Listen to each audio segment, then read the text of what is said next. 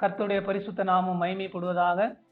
இன்றைய சிந்தனை துளிகள் நிகழ்ச்சிக்கு உங்களை அன்போடு கூட வரவேற்கிறோம்.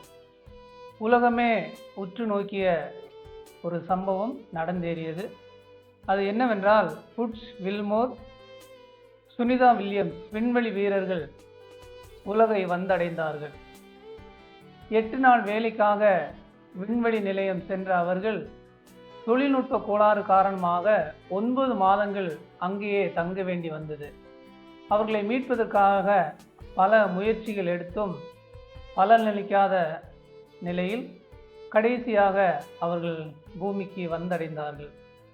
இந்த செய்தியை கேள்விப்படும் பொழுது என்னுடைய சிந்தனை இன்னொரு சம்பவத்தை நினைக்க வைக்கிறது. அது என்னவென்றால், கர்த்தராகிய இயேசு கிறிஸ்துவும் விண்ணுலகம் விட்டு இந்த பூமிக்கு வந்தார். சுனிதா வில்லியம்ஸ் மண்ணை விட்டு விண்ணுலகம் சென்று மறுபடியும் அவர் மண்ணுலகக்கே வந்தார். ஆனால் அவர் விண்ணுலகை விட்டு மண்ணுலகம் வந்தார். அவர் ஒரு பாலகனாக பிறந்தார். 33 வருஷம் அவர் இந்த உலகத்திலே வாழ்ந்தார்.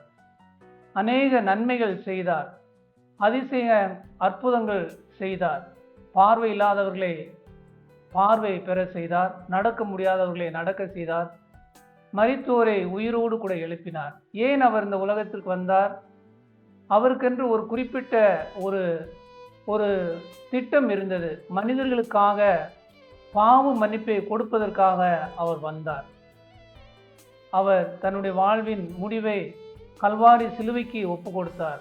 அங்கே அவரை கை கால்களில் அடித்து தலையிலே முள்ளாலான கிரீடம் சூடி சிலுவையிலே மாட்டினார்கள். அவருடைய ஜீவன் போனது. அவரை எடுத்து அடக்கம் செய்தார்கள். அடக்கம் செய்து 3 நாள் கழித்து அவர் உயிரோடு கூட வந்தார். இன்றைக்கும் அவர் உயிர் உள்ளவராக இருக்கிறார்.